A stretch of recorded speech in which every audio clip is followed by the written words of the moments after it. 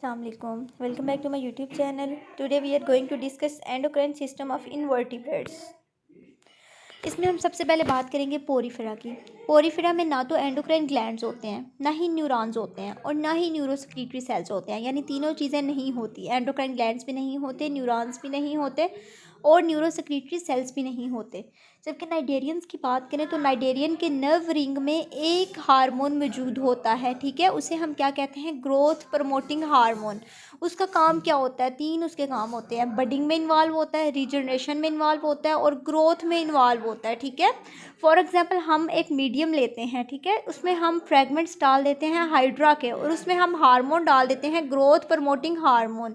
तो जितने भी हम फ्रेगमेंट्स डालेंगे ना, उन सब फ्रेगमेंट्स में हेड जो है वो उसकी रीजनरेशन हो जाएगी, ठीक है, यानी उनमें हेड जो है वो डेवलप हो जाएगा। इस वजह से हम ग्रोथ प्रमोटिंग हार्मोन को हेड एक्टिवेटर भी कहते हैं। थर्ड वन हमारे पास है प्लेटी हेलमिंथस। प्लेटी हेलमिंथस में न्यूरोसेक्रेटरी सेल्स आज से 30 साल पहले डिस्कवर किए गए थे, ठीक है। और ये सेल्स होते कहाँ पे हैं? सेरिब्रल गेंग्लियन में और नर्व कॉर्ड्स में। सेल्स क्या प्रोड्यूस करते हैं? तीन तरह के फंक्शंस में हार्मोन्स इन्वॉल्व होते हैं जो इन न्यूरोसेक्रेटरी सेल्स से प्रोड्यूस होते हैं।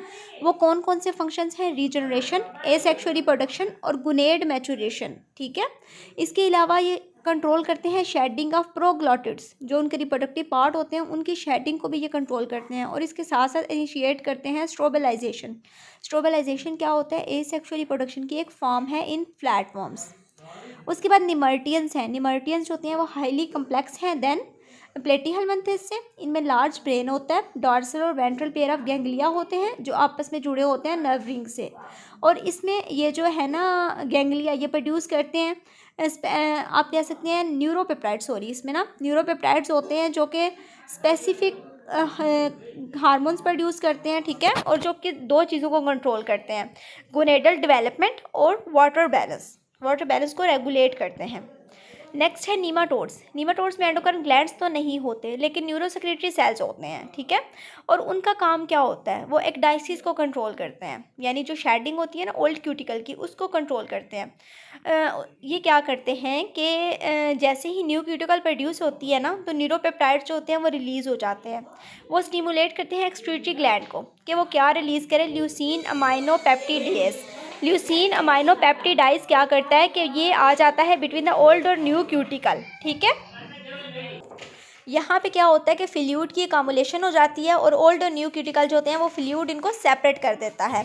उसके बाद मोलस्क में क्या होता है? रिंग होती है गैंग्लिया की, जिसमें क्या लगे होते हैं? न्यूरोसेक्रेटरी सेल्स होते हैं और वो हेल्प करते हैं हार्ट रेट को मेंटेन रखने में, किडनी फंक्शन को मेंटेन रखने में और एनर्जी मेटाबॉलिज्म में।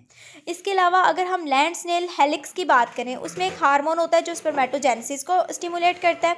उसके बाद एक एग लेइंग हार्मोन होता है जो एग डेवलपमेंट को प्रमोट करता है, ठीक है। और हार्मोन्स होते हैं ओवरी और टेस्टिस के, उनका काम क्या होता है? वो एक्सेसरी सेक्स ऑर्गन्स को स्टिमुलेट करते हैं।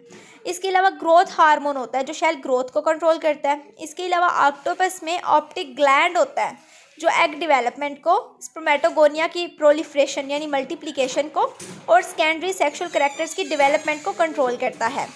नेक्स्ट है हमारे पास एनालिड्स। एनालिड्स में वेल डेवलप्ड सेंसरी सिस्टम होता है। इसके अलावा इनमें वेल डेवलप्ड सर्कुलेटरी सिस्टम होता है, सिलोम होती है और वेल डेवलप्ड एंडोक्राइन सिस्टम भी इनमें मौजूद होता है। इसके अलावा जो इसके हार्मोन्स होते हैं वो मॉर्फोजेनेसिस में इन्वॉल्व होते हैं, डेवलपमेंट में, ग्रोथ में, रीजनरेशन में और गुनेड मैचुरेशन में।